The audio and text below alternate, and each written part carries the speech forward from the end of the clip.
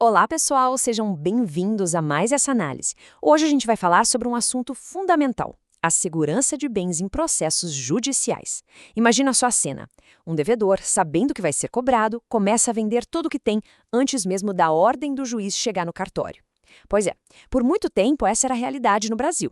Mas uma ferramenta de tecnologia veio para virar esse jogo, e é sobre ela que a gente vai conversar hoje. E antes de começar, é super importante dar o crédito, né? Todo o nosso bate-papo de hoje é baseado no caderno de estudos de número 17 do incrível projeto ENAC Turbo. Esse material foi todo elaborado pelo professor doutor Marcelo Lessa, que é o idealizador e mentor do projeto. E o tema, como já adiantamos, é a Central Nacional de Indisponibilidade de Bens, a famosa CNIBB. Então, a grande questão era essa aí, que tirava o sono de muito credor, de muito juiz. Como é que a gente consegue ser mais rápido que a má-fé? Como garantir que o patrimônio do devedor vai estar lá para quitar a dívida no final do processo? A resposta para essa angústia toda hoje tem nome e é uma sigla de 4 letras: CNIB. Mas olha, para a gente entender o tamanho da revolução que a CNIB causou, a gente precisa primeiro voltar um pouquinho no tempo e entender o tamanho do problema. Era literalmente uma corrida contra o tempo e o sistema judicial quase sempre saía perdendo. A realidade era bem frustrante. Pensa só, um juiz determinava o bloqueio de um imóvel e aí expedia um ofício de papel. Esse papel entrava numa lote, viajava por dias, às vezes semanas, para chegar no cartório certo. Nesse meio tempo, o que acontecia? O devedor já tinha vendido o imóvel, pego o dinheiro e sumido. A dívida ficava sem garantia nenhuma. Ou seja, a lentidão do sistema era um prato cheio para fraude. E foi aí, nesse cenário, que a tecnologia entrou em campo para mudar as regras do jogo. A grande sacada foi criar um sistema único, centralizado, eletrônico e, o mais importante de tudo, instantâneo. E afinal, o que é a CNB?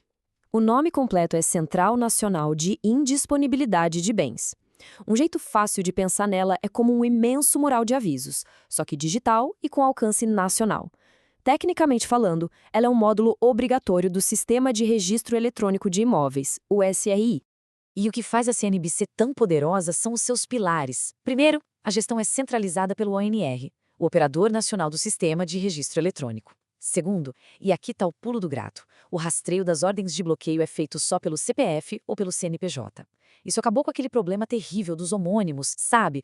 Quando uma pessoa com o mesmo nome do devedor tinha os bens bloqueados por engano. Agora não. O bloqueio é preciso, é cirúrgico, com alcance nacional e efeito imediato. Legal, já entendemos a teoria. Mas, e na prática? Como essa engrenagem toda funciona no dia a dia dos cartórios e dos tribunais? Vamos dar uma olhada nesse fluxo digital que transformou a segurança jurídica no Brasil. A primeira regra é: acabou o papel. E essa regra é absoluta, viu? Como o professor Lessa sempre reforça no material, não tem exceção. É proibido usar ofício de papel, e-mail, WhatsApp, qualquer outro meio. Todas as ordens de indisponibilidade e também os cancelamentos têm que obrigatoriamente passar pela plataforma da CNBIP. É o único canal. E o ciclo de vida de uma ordem é muito claro. Começa com o juiz ou outra autoridade inserindo a ordem no sistema, já vinculado ao CPF ou CNPJ.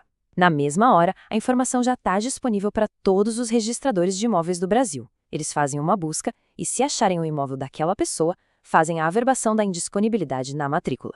Pronto, o cadeado está fechado.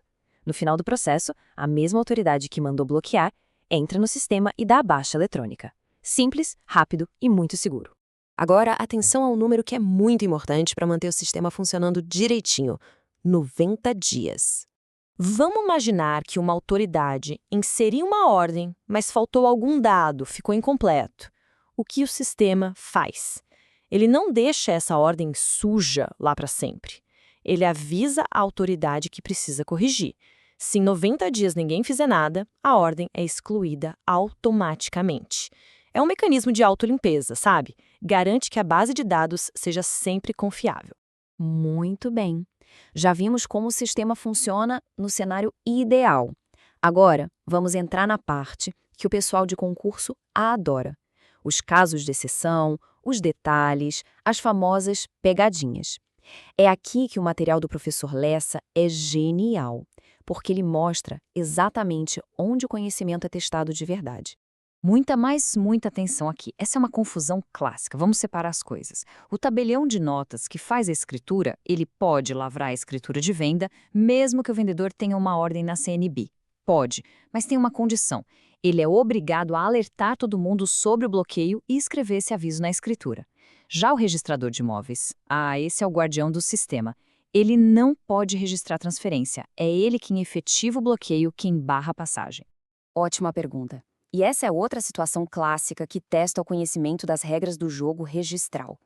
O tempo aqui é tudo. E se o comprador, agindo de boa-fé, conseguiu protocolar a escritura dele no cartório 1 minuto antes da ordem de bloqueio entrar no sistema, quem ganha essa corrida? A resposta está num dos princípios mais importantes do direito registral, o princípio da prioridade. Quem chega primeiro, bebe água limpa. Se a escritura de venda foi protocolada, ou seja, prenotada, antes da ordem da CNIB aparecer, o direito do comprador prevalece. O registrador vai registrar a venda e depois vai comunicar ao juiz, dizendo: olha, quando a ordem chegou, o imóvel já não era mais do devedor. E esse quadro aqui resume tudo de forma perfeita. A gente vê que a venda, em regra, é impedida, mas um título que foi prenotado antes não é. E olha que interessante, atos que não mudam o dono do imóvel, como um desmembramento, uma unificação ou até uma reurb, também não são impedidos. O que o registrador faz? Ele pratica o ato e simplesmente transporta o aviso de indisponibilidade para as novas matrículas que foram criadas. O patrimônio continua bloqueado, mas a gestão do imóvel não para. Certo. Depois de tudo isso, qual é a grande lição? A CNB não é só um sistema de computador. Ela representa uma nova forma de pensar a segurança jurídica. Uma segurança que é dinâmica, que age em tempo real. E essa citação que está no material do professor Lessa é simplesmente perfeita. Ele diz que a CNIB asfixia as engenharias financeiras ilícitas. É exatamente isso. Ela tira o oxigênio da fraude, tornando muito difícil se desfazer do patrimônio para não pagar uma dívida. É a construção de um ambiente de negócios mais justo e seguro. Em resumo, o ponto-chave é este. A CNB reequilibrou a disputa. Ela tirou do devedor mal-intencionado a vantagem do tempo que o sistema de papel antigo dava de bandeja. Agora, a proteção é um escudo em tempo real. O direito do credor deixa de ser só uma promessa no papel e vira uma proteção de verdade, imediata e em todo o Brasil. E para a gente fechar, fica aqui uma reflexão.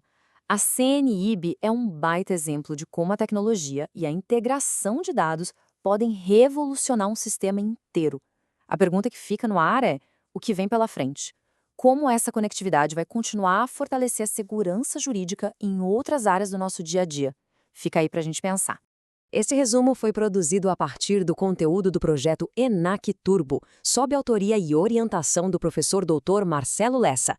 Se esse conteúdo te ajudou, não esqueça de se inscrever no canal e ativar o sininho das notificações. Assim, o YouTube te avisa imediatamente assim que o próximo resumo for esderado. Até a próxima!